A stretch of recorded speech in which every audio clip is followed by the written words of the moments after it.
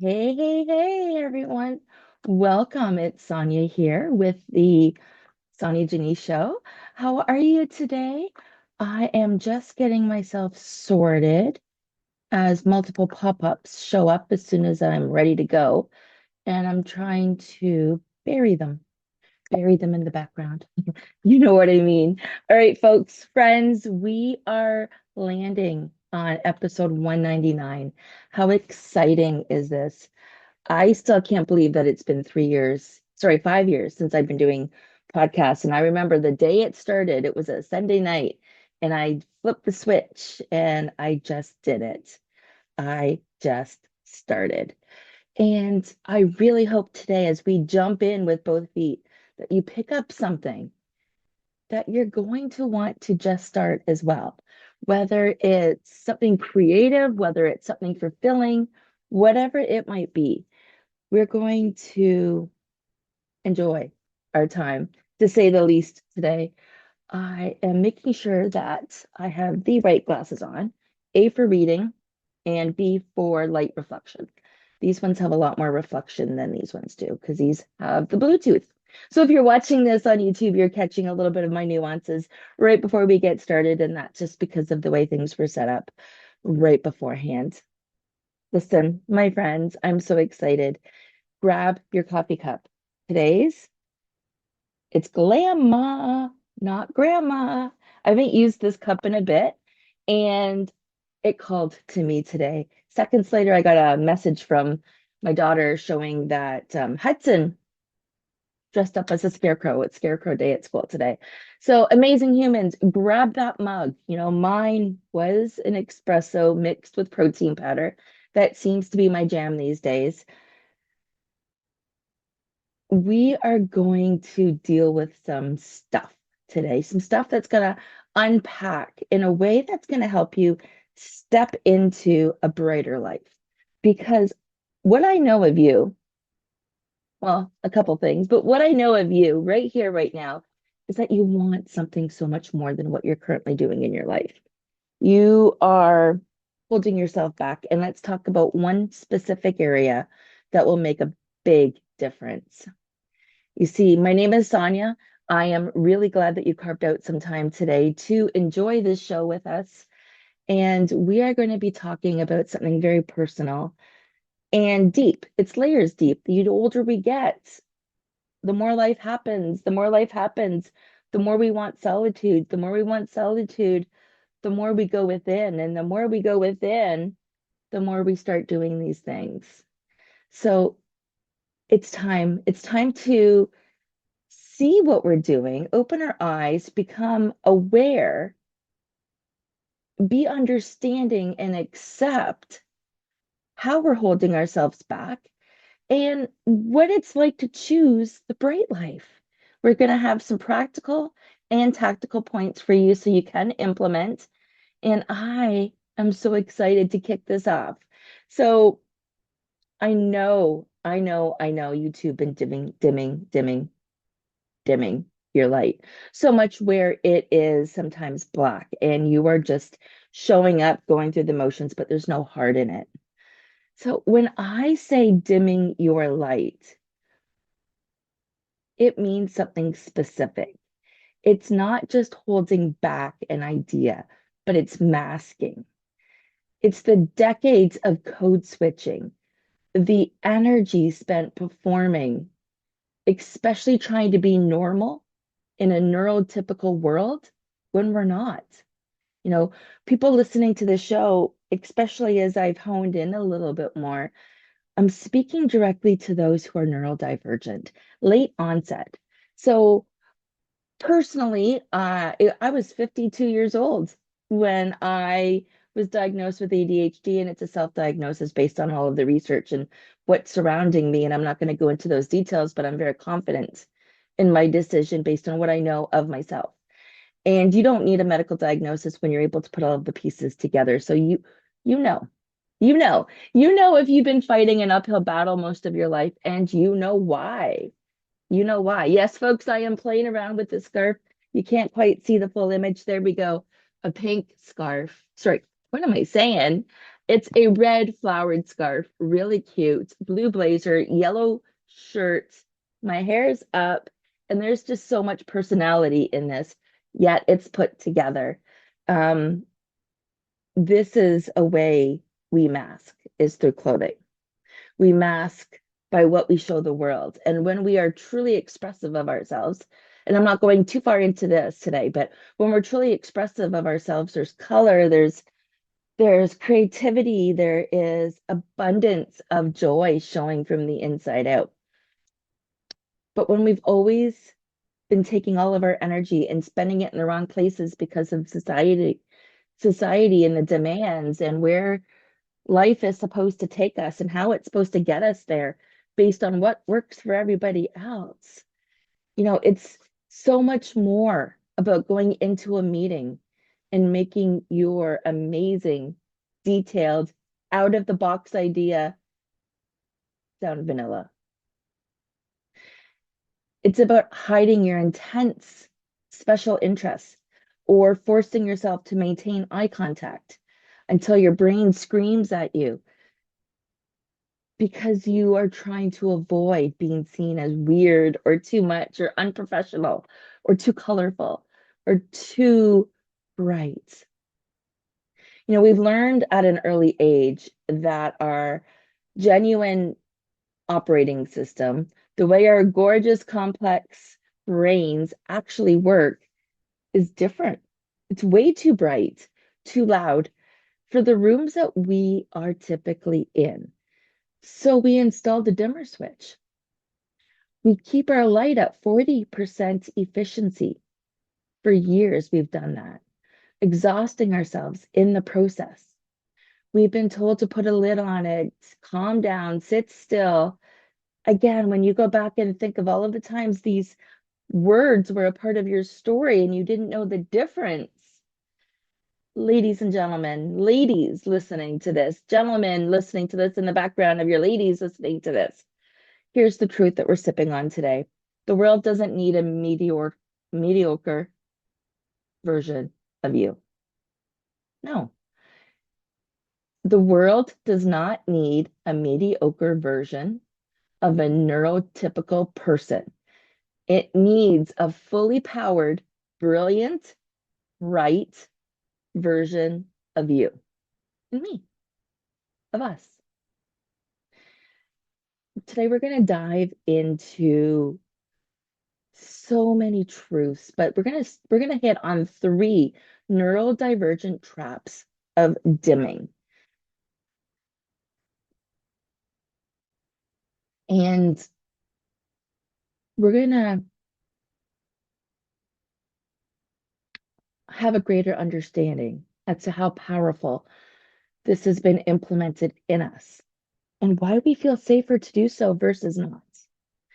So the first one of the 3 is the burden of the mask. This is pure exhaustion. We dim our light because running the masks uses 80% of our daily energy.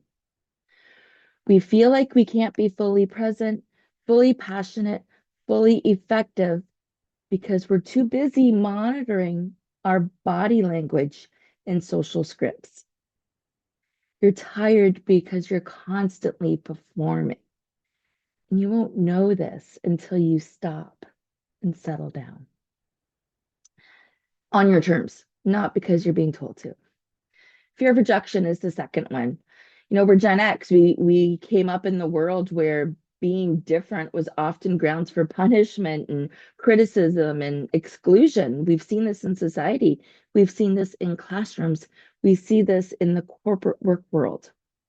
We fear that if unmasked, we bring our full, focused, intensely, our need for clarification and clarity in our unique systems. If we bring our intensity, our need for clarity, our unique systems, we'll be rejected. Or even worse, we'll lose our jobs or we'll lose our friends. This is a trauma response. It's valid because you've experienced it, but it's been keeping you small. I can No, I'm not going to. I'm not going to unpack this right now with my stories in this particular one because I got lost there. ADHD mind, right? But that need for clarity, I just want to touch on this. So many of us with a neurodivergent brain, we're curious to the core and we ask why. And in many cases, it sounds or it could sound like we are questioning authority. But in reality, we need to get down to an answer that satisfies us, and we'll never ask again because we'll know. We'll have that inner knowing satisfied. But for me, that's just one example of can you imagine, without full disclosure, being in a workplace and asking why, you know, that piece of clarity that we need could get us fired for not,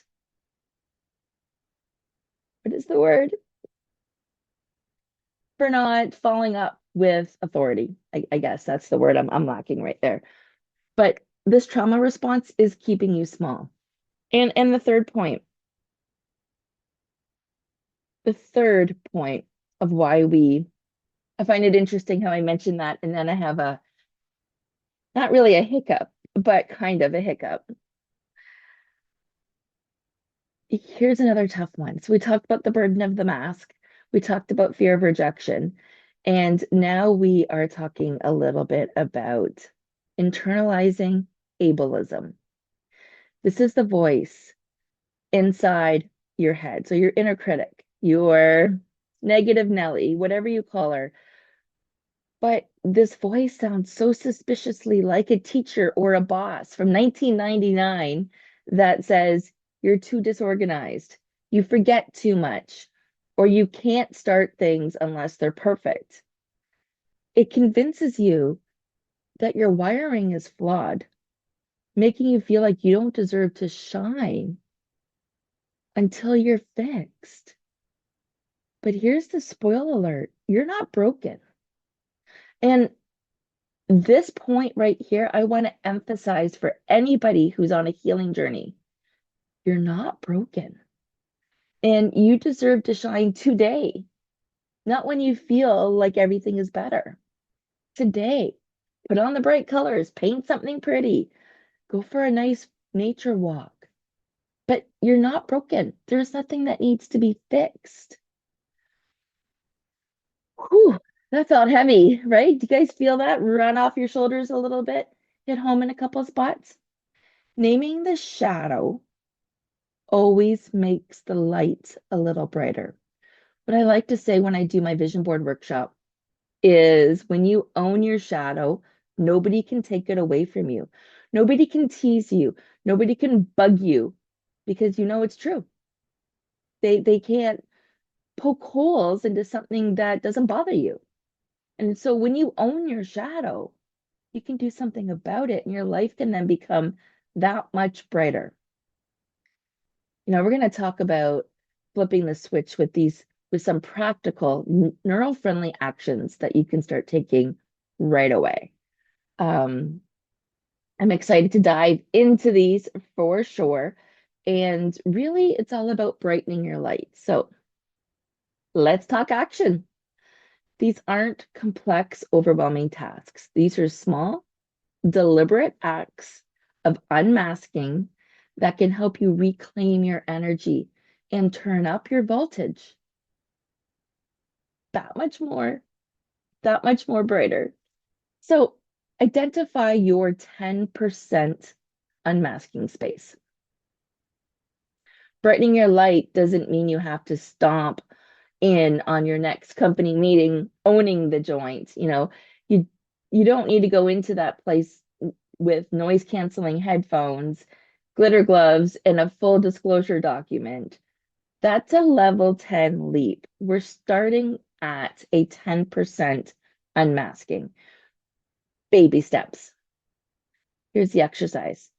Identify one safe space in your life where you can drop your mask by 10%. This should be a low stakes environment. So this could be an early morning personal development book club that you do at home, virtually. Could be a great example. Or an online fitness class. Another great example. Maybe it's your maybe it's your best friend Let yourself talk about your special interests without self-editing.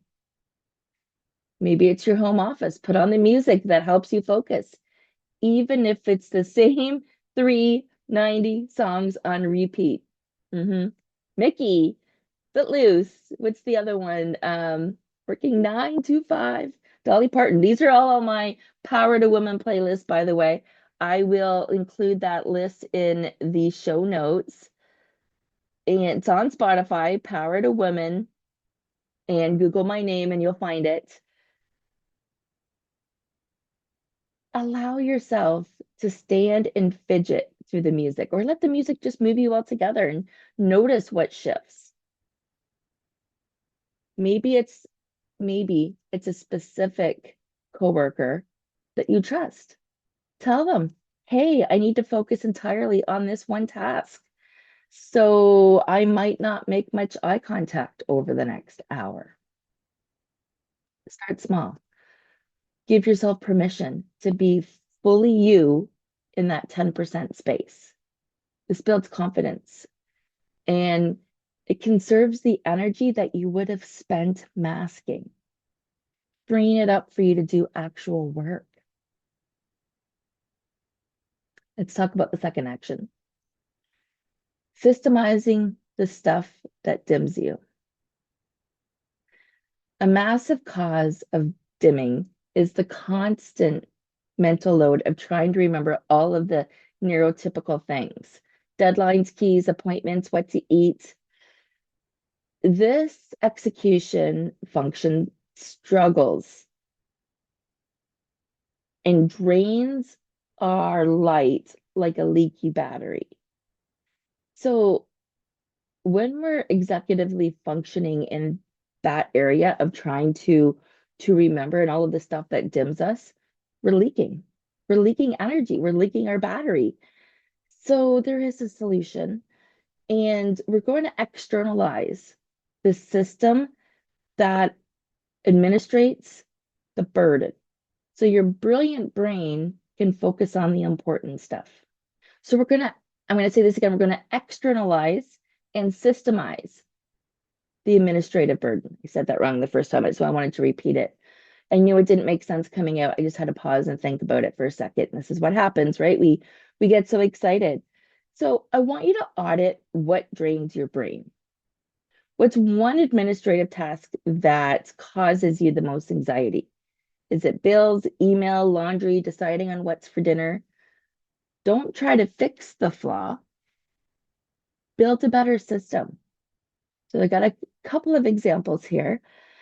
If checking your email is a drain, set an external timer and only check it for 15 minutes twice a day, maybe at 11 and 3.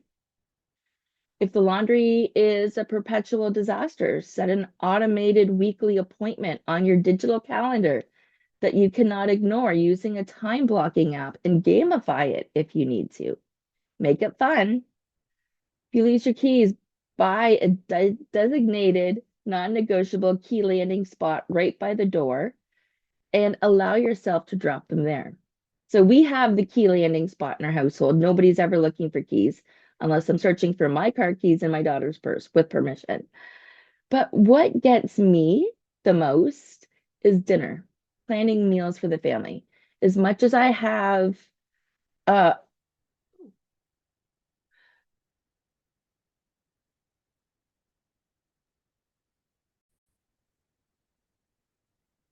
as much as I have the right tools, and believe me, I have the right tools. I just did a workshop yesterday called Healthy Eating on a Budget. I have the right tools. As much as I have the right tools, I actually mix things up a little bit and will bring in a third-party service like HelloFresh or Chef's Plate, something like that to help make the decision-making fatigue of dinner planning of taking that off the table. And this is the same thing here with these examples. Your brain your brain is designed for deep thought, creativity, and unique problem solving. It's not a good filing cabinet. So outsource the filing to technology and routine. Declare your needs not your diagnosis. These ones have more glare. Switching around my glasses again. Here we go. This is about advocating for yourself without feeling the need to disclose your entire medical history. You have to ask for the conditions that allow your light to shine. So the scripting around that could look something like this. When you're in need for something from home or at work or in a friendship, focus on the need, not justifying it, not the justification. So instead of I can't do this because of my ADHD makes me prone to distractions, which opens the door to judgment, try this. For me to deliver my best work, I need to have written communication for all key action items. Or I need 30 minutes of uninterrupted focus time before our meeting. You don't have to explain your diagnosis and what's going on the inside. And I have a tip for you, by the way. You are not your diagnosis. Now we're going to wrap this all together and share, this process of brightening your light is ultimately about moving from one place, a place of shame, to a place of self-permission.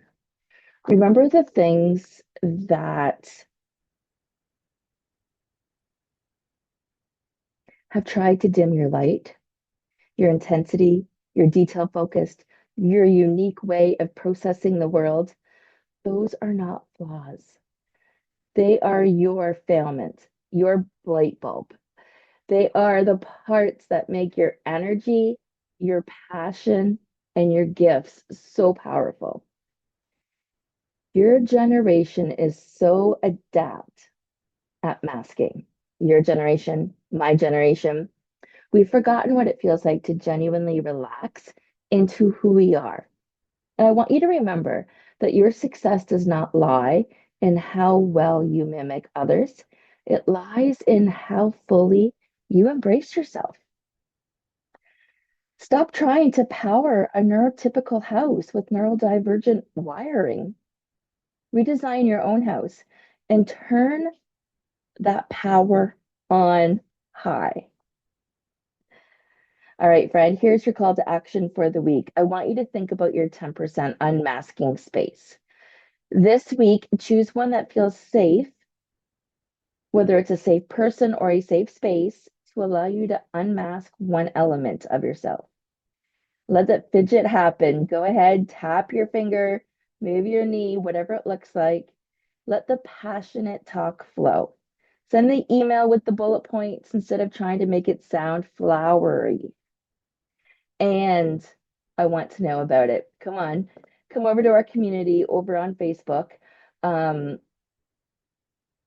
Or you know what? Insta, one of the two. My social handle is my name at Sonya Janisse.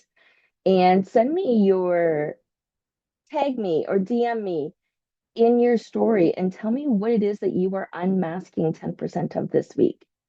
I will be personally cheering you on and sharing the best examples of neurodivergency bravery through my voice.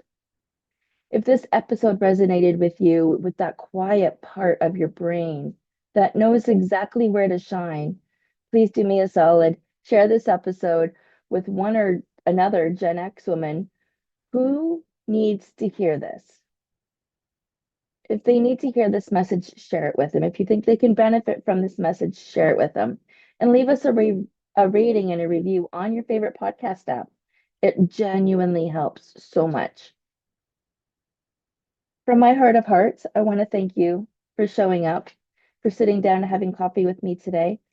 Remember, your light is a force of nature. Don't dim it, aim it. And I'll talk to you next time. Bye, friends.